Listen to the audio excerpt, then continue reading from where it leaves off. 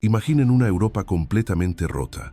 Tras la caída de Roma, esa era la cruda realidad.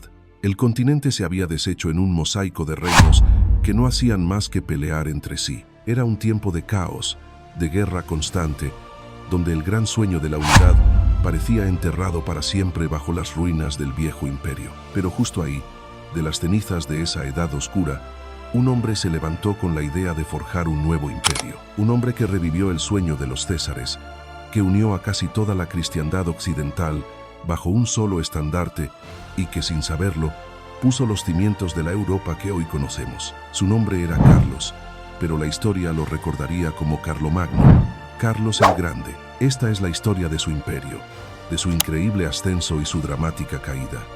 ¿Cómo es posible que un imperio tan enorme se construyera en una sola generación? Y, más importante aún, ¿por qué se vino abajo tan rápido tras la muerte de su creador? Quédense conmigo para descubrir la historia de una ambición que cambió el destino de todo un continente. Para entender a Carlomagno, primero hay que entender de dónde vino. Su historia no empieza en un trono, sino a la sombra de uno. El reino de los francos, el más potente de los que surgieron tras la caída de Roma, estaba gobernado por los reyes merovingios, pero para el siglo VIII, estos reyes eran ya pura fachada, tanto que la historia los apoda los reyes holgazanes. El poder de verdad no estaba en la corona, sino en el cargo de mayordomo de palacio, un puesto que una familia muy astuta y ambiciosa, los carolingios, había conseguido hacer hereditario. El abuelo de Carlomagno, Carlos Martel, fue el primer gran héroe de la familia. En el año 732, lideró a los francos en la batalla de Poitiers, frenando en seco el avance del califato omeya hacia el corazón de Europa. Esta victoria le dio un prestigio inmenso y lo convirtió, a ojos de todos, en el auténtico salvador de la cristiandad. Su hijo, Pipino el Breve, era igual de listo, pero mucho más ambicioso. No le bastaba con manejar los hilos, él quería el trono. Así que le hizo una pregunta tan simple como revolucionaria al Papa Zacarías: ¿quién debe ser rey? ¿El que tiene el título o el que de verdad manda? El Papa, que necesitaba un protector fuerte contra los lombardos en Italia, le dio la respuesta que quería oír. En el año 751, el último rey merovingio fue depuesto. Le cortaron el pelo y lo mandaron a un monasterio. Pipino el Breve fue coronado rey de los francos y la iglesia le dio su bendición divina. A cambio, Pipino aplastó a los lombardos y le entregó al Papa unos territorios enormes, creando así los estados pontificios, que durarían más de 1000 años. La alianza entre los carolingios y la Iglesia Católica estaba sellada. El escenario estaba listo para su hijo, Carlos. Cuando Pipino murió en el año 768, el reino se dividió, como era costumbre, entre sus dos hijos, Carlos y Carlomán. Pero el destino intervino. La muerte prematura de Carlomán en el año 770, y uno dejó a Carlos como único rey, y fue entonces cuando su verdadera grandeza explotó. Carlomagno era un hombre con una energía inagotable, una presencia física imponente y una voluntad de acero. Se pasó casi todo su reinado a caballo, en campaña militar, empujando las fronteras de su reino en todas direcciones. Su primera gran conquista fue el reino lombardo en Italia. En el año 774, cruzó los Alpes, tomó su capital y se coronó a sí mismo rey de los francos y los lombardos, convirtiéndose en el protector definitivo del papado. Pero su guerra más larga y salvaje fue contra los sajones, un pueblo pagano al noreste. Durante más de 3 décadas, Carlomagno lanzó una campaña tras otra, no solo para conquistar, sino para convertir. Fue una guerra de subyugación total, donde la espada y la cruz avanzaban juntas, imponiendo el bautismo a la fuerza. Hacia el sur, en la península ibérica, sus ambiciones chocaron con la fuerza de Al-Ándalus. Aunque sufrió una derrota que se haría legendaria en Roncesvalles, sus campañas lograron crear una franja de seguridad fundamental, la marca hispánica, que sería el germen de la futura Cataluña. En menos de 3 décadas, Carlomagno había duplicado el tamaño de su reino. Sus dominios iban del Atlántico al Danubio, del Mar del Norte al sur de Italia. Había creado el estado más grande de Europa occidental desde la caída de Roma. El momento cumbre de su poder llegó en la Navidad del año 800. Mientras Carlomagno estaba en la Basílica de San Pedro en Roma, el Papa León III, a quien acababa de salvar de sus enemigos, le plantó una corona imperial en la cabeza. La multitud estalló, aclamándolo como emperador de los romanos. Este gesto fue monumental. Simbolizaba la restauración del Imperio Romano en Occidente, fusionando la herencia romana, la fuerza germánica y la fe cristiana en una sola cosa. Carlomagno era, oficialmente, el sucesor de los Césares. Pero su genio no era solo militar. Carlomagno fue un administrador brillante y un protector de la cultura. Para gobernar su imperio, lo llenó de condes leales, y para vigilarlos, creó a los Missi Dominici, sus enviados del Señor, que recorrían el imperio asegurándose de que se cumpliera la ley. Y además, impulsó lo que hoy llamamos el Renacimiento carolingio. Aunque él mismo apenas sabía escribir, sentía un respeto profundo por el conocimiento. Juntó en su corte de Aquisgrán a las mentes más brillantes de Europa, como Alcuino de York.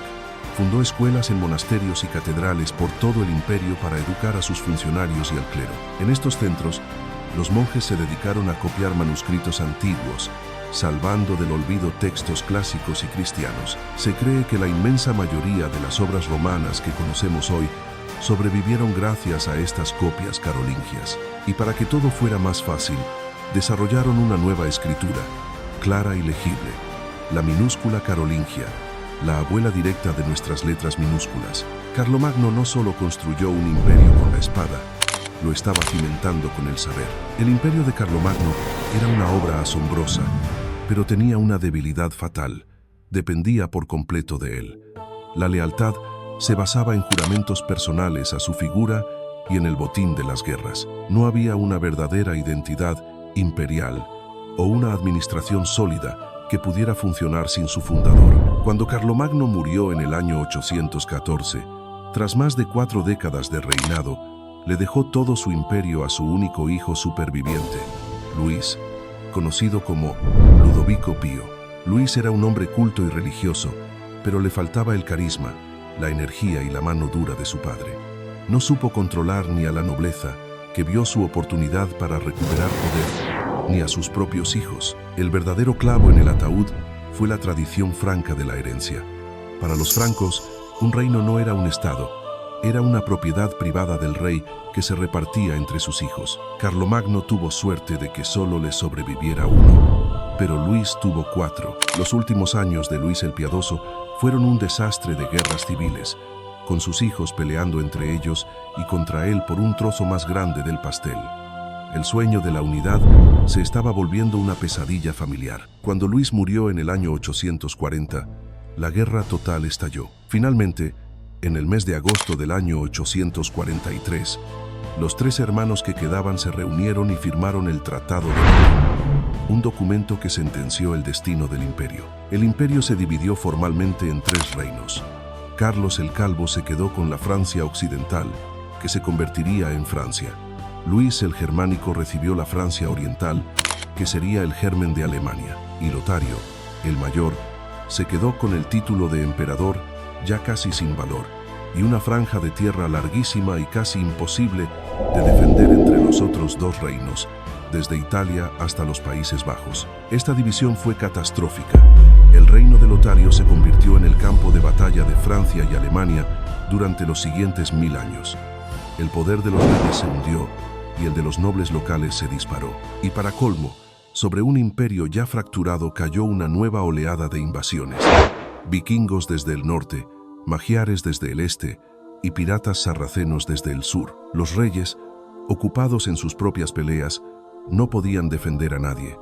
La gente común, desesperada, buscó protección en los señores locales, en los condes y duques con sus castillos y ejércitos privados. A cambio de seguridad, los campesinos entregaron su tierra y su libertad. El sistema feudal, que ya asomaba con Carlomagno, se consolidó a toda velocidad, reemplazando el poder central por una red de lealtades locales. El gran imperio se había desintegrado. El imperio carolingio, en su forma unificada, apenas sobrevivió a su creador. Y sin embargo, su impacto fue gigantesco y duradero. Aunque se derrumbó, la idea de una Europa cristiana y unida, la Christianitas, nunca desapareció del todo. Inspiraría a reyes y emperadores durante siglos. De sus ruinas nacieron las futuras naciones de Europa. La división de Verdún dibujó el mapa inicial de lo que serían Francia y Alemania. La alianza entre el poder político y la Iglesia, sellada en esa Navidad del año 800, definiría la política europea durante 1000 años, y el renacimiento carolingio, ese chispazo de luz cultural, salvó de la extinción gran parte del conocimiento del mundo clásico, sirviendo de base para todos los renacimientos que vendrían después. El sueño de Carlomagno de un imperio eterno fracasó, pero al intentar reconstruir el pasado, paradójicamente, forjó el futuro de Europa. Su imperio fue un puente, un grandioso experimento que, con su auge y su caída, redefinió el continente para siempre. Así que, aunque el imperio se vino abajo, la pregunta sigue en el aire. ¿Creen que el sueño de Carlomagno de una Europa unida sigue vivo hoy? Déjenme su opinión en los comentarios.